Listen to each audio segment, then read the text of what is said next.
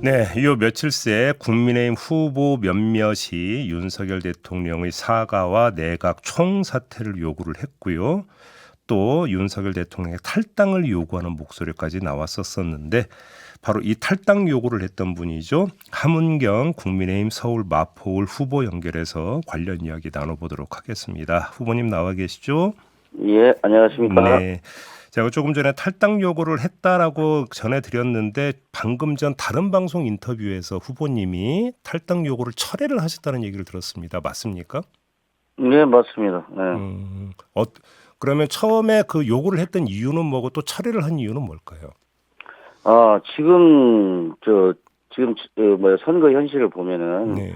저는 이재명의 민주당이나 조국 혁신당이 국민들이 인기를 얻는 현실에 대해서 정말 화가 많이 나거든요. 왜냐하면은 2년 내지 조국 씨 같은 경우에는 2년 징역 살고 교도소 갔다 나와서 대통령 되겠다는 꿈을 갖고 있는데 이재명 당대표 같은 경우도 온갖 범죄 혐의에 의해서 지금 심판받아야 할 사람들이 당을 끌고 있는데 이런 어처구니 없는 2년 징역 살고 나서 3년 뒤에 대통령 나오겠다고 하는 이런 정당을 이나 대표자를 국민들이 지지하고 있는 현실이 정말 화가 나거든요. 근데 왜 그러냐? 그것은 정권 심판론을 등에 업고 지금 나온 거예요. 예. 윤석열 정부가 잘못하고 있다는 거잖아요. 제가 볼 때는 뭐 크게 잘못한 것도 없지만 몇 가지 행태나 그 대통령이 취해야 할 태도나 이런 걸 보고서 그것에 대한 반감을 이용해가지고 정권 심판을 하겠다고 지금 나서고 있는데 네. 이런 현실에 더욱 활용되는 것이 이번에 의정 갈등이었고요. 예. 그런 거에 대해서 저런 태도를 취하면은 사실상 이번 선거에서 정권 심판론만 더 불을 붙이니 그렇게 하지 않는 것이 윤석열 정부에게도 좋고 국민의힘에도 좋고 네. 이런 취지에서 탈당 요구를 했던 겁니다. 그런데 그런데 예. 어저께 이제 밤에 보니까 제가 이제 사실 그 담화 내용을 다 듣고 들어간 건 아니거든요. 다 듣기 전에 제가 TV 토론 이동하기 전에 예. 제가 너무 화가 나가지고 그런 글을 썼어요. 예. 도대체 선거를 국면에서 왜 저런 식으로 앞머리에 대화를 그렇게 하는지 그냥 애초에 내가 좀 판단에 미스가 있었다. 잘못된 판단들은 사회적 타협기구에서 조정하겠다. 의원수까지 다 포함해서 조정하겠다. 이렇게 간단하게 얘기했으면 좋을 것을 예. 왜 그렇게 길게 얘기했는가 이런 아쉬움이 있는데 성태윤 정책실장이 아니다. 대통령의 뜻이 본 뜻이 사실은 사회적 타협기구를 통해서 정원 문제를 포함해서 다 조정을 하겠다. 이렇게 얘기하신 것을 들으니 제가 먼저 성급하게 나갔다.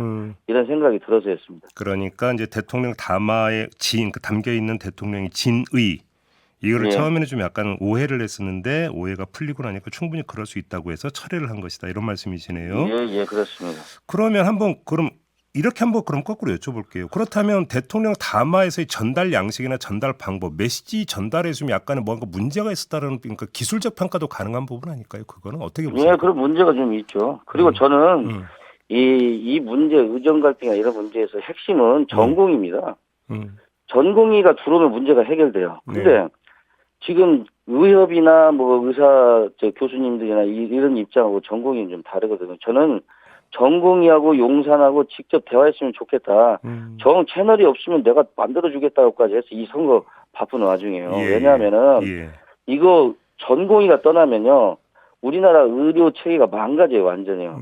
저는 이 전공의들이 이번 사건을 통해 가지고 완전히 드러났잖아요. 정원 문제가 아니고 전공의로 유지되고 있는 대한민국 의료, 화려한 대한민국 의료의 현실. 네. 얼마나 저임금과 장시간 노동에 시달리면서 자기가 그 전문의 자격증을 따려고 그 고생했던 그걸로 인해 가지고 서울의 빅5 병원이 유지되고 있고 우리나라 영국하고는 달리 그냥 동네에서 전문의를 만날 수 있는 네. 이런 의료 체계가 그런 희생 위에 서 있다라고 하는 것이 여실히 드러났잖아요. 예. 저는 그걸 해결하기 위해서 뛴 사람이에요. 근데 그런 것을 대답도 없고 저는 지난주에 이게 끝났을 거라고 봤거든요. 예. 근데 저의 이런 노력도 무시되고 이런 것에 대해서 정말 화가 많이 났었습니다. 그러면 후보님 한번 이렇게 여쭤볼게요. 지금 그러면 의정 갈등이 총선에 미치는 영향이 그렇게 지대하다고 지금 보시는 거예요? 아니요, 대통령 아까도 얘기했지만 정권 심판론의 불쏘시개가 되고 있다는 겁니다. 이게 네. 정권 심판론의 불쏘시개.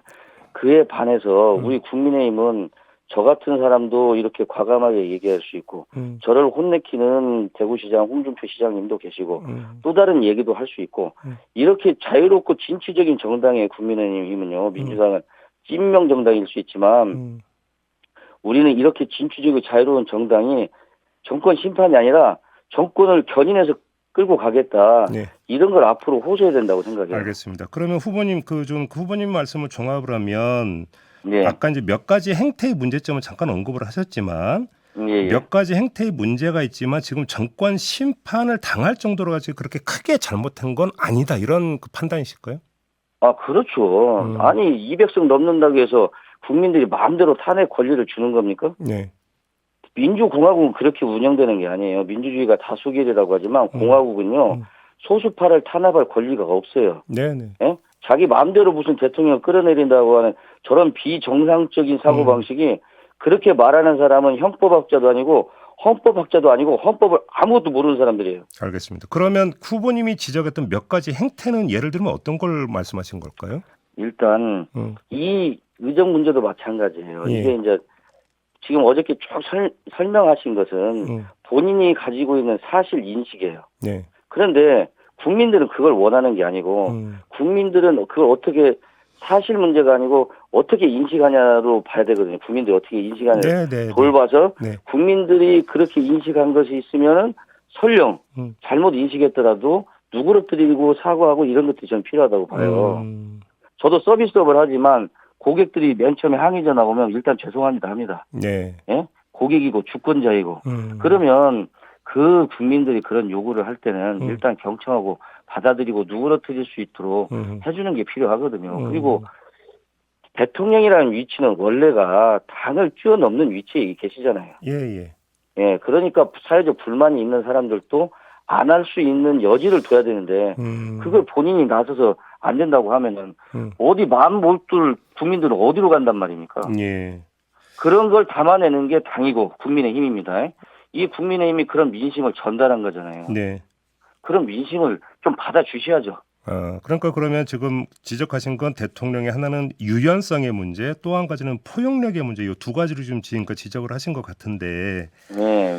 그냥 너무 법률가적으로 팩트에 집중하시는데 이건 팩트 문제가 아니에요. 인식의 문제지 사람들이. 정서적 접근의 문제도 있겠죠. 예. 그런 문제까지 배려해서 예. 이제 통치를 잘 풀어나갔으면 좋겠다 하는 게 제 바람입니다. 그러면 저는 이재명 당대표 같은 사람이 지난번에 대선이 대통령이 됐으면 이 나라가 어떻게 됐을까 정말 끔찍해요. 알겠습니다. 저는 그걸 막은 윤석열 대통령에 대해서 정말 높은 점수를 주고 있어요.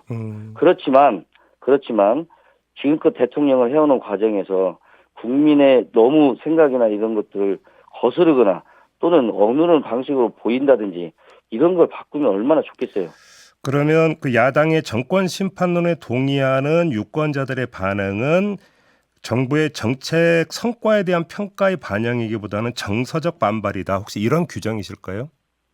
저는 뭐 그렇다고 보고요. 예. 지금 야당에서 주장하는 내용들은 본인들도 허구적이라는 건 본인도 잘 알아요. 그게 탄핵 사유도 안 될 뿐더러 무슨 특검하자고 하는데 특검 사유도 안 되는 거 본인들도 잘 압니다. 그냥 내지르는 거지.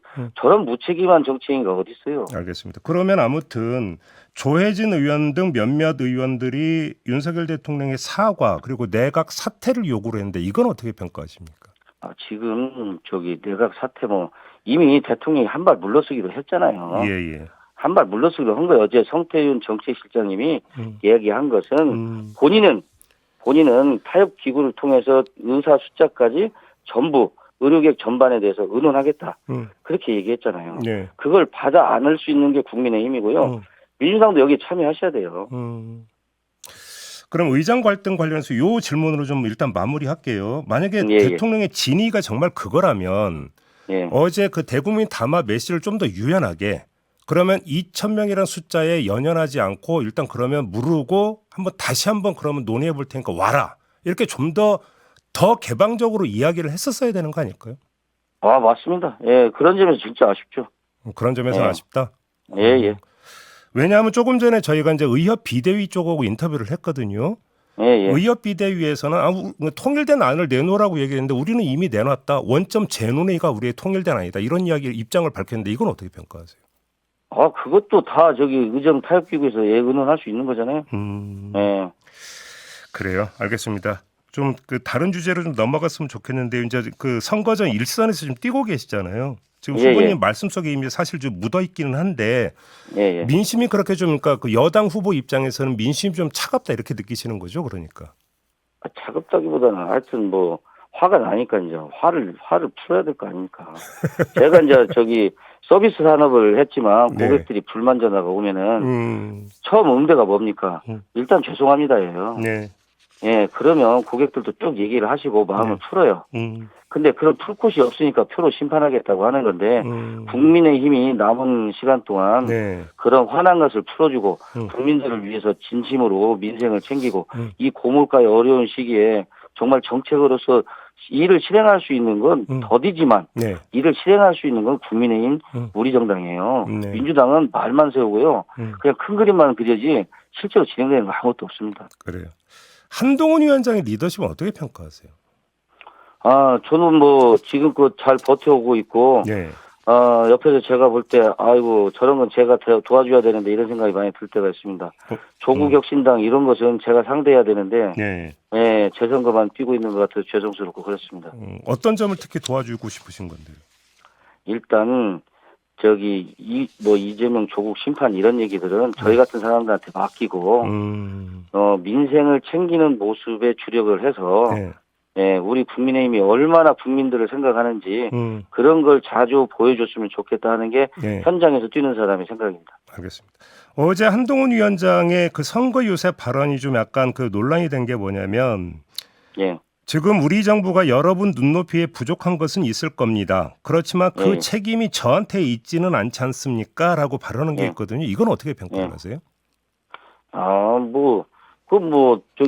국민의힘은 견인할 거예요, 앞으로요. 네. 예, 윤석열 정부를 견인할 겁니다. 이렇게 저 같은 사람이 탄핵을 하자고 해도 다 포용하고 다 같이 할 수 있는 이런 네. 정당이 어디 있어요, 전 세계에. 예, 그러니까, 그런 점에 있어서 우리가 견인할 수 있다라고 하는 걸 국민들한테 충분히 설득하면 됩니다. 그러면 어제 대통령의 담화도 국민의힘의 견인의 결과다. 혹시 이렇게 평가하시는 걸까요? 당연하죠. 예, 그동안 줄기차게 저희들이 얘기한 건 아닙니까? 그게 정당이라는 게 예. 민심을 전달하는 거고요. 예. 그게 가장 중요한 기능입니다. 그래요. 근데 한동훈 위원장 이야기로 좀 돌아가서 지금 총선 후에 물론 총선 예. 결과에 따라서 약간은 좀 달라지겠습니다만 총선 후에 한동훈 위원장의 위상이라고 할까요? 위치는 어떻게 될 거라고 전망을 하시고 또 어떻게 돼야 된다고 생각하십니까? 이제 전면으로 정치인으로 나섰으니까 예. 이제 다음 레이스에 조국이나 이재명 같은 사람이 대통령이 돼가지고 이 나라를 정말 난장판으로 만들겠다. 이걸 막을 수 있는 투사, 대통령 후보로서 국민의힘은 여러 명이 있어요. 여러 명의 후보가. 네네. 예, 그런 모습을 보여줘서 예, 훌륭한 지도자로 커 나가기를 저는 진심으로 바라고 있습니다. 가정적 질문입니다만 국민의힘이 그 총선에서 승리를 한다면 한동훈 비대위원장의 위상은 더 강화가 되겠죠. 이거 상식적인 어떤 진단이라고 보는데. 예. 근데 만에 이제 정반대의 결과가 나오면 과연 한동훈 위원장이 지금의 위상을 유지할 수 있을까라고 하는 문제가 제기되지 않겠습니까? 이 점은 어떻게 보세요? 지금 가상 이런 건 제가 볼 가정 이런 건 불필요하고요. 예. 지금 이겨야 됩니다. 국민의힘이 이겨야 되고요. 예. 지금 이 나라는 네. 생각해 보십시오. 입시비리 부정 저지르는 사람이 대통령 돼가지고 2년 징역 살고 나서 3년 뒤에 대통령 나오겠다는 거 아닙니까? 예. 그런 사람이 대통령이 돼가지고 국민들한테 입시비리 해도 된다고 얘기하는 걸 생각해봐요. 정말 끔찍하지 않습니까? 네. 이걸 우리 국민들이 선택하겠습니까? 반도덕적이다. 그러니까 야권은 반도덕적이다. 이런 말씀이신 거죠? 그렇죠. 지금 우리가 상대하는 것은요. 네. 김대중 노무현의 민주당이 아니에요. 예. 정말 해도 너무합니다. 이 사람들. 그러면 상대적으로 지금 여당은 반도덕적인 야권에 비해서 도덕적이다. 혹시 이렇게 자평하시는 걸까요? 저는 그렇게 봅니다. 이번에 무슨 양문석 후보나 네. 공영훈 씨나 이런 사람들 예.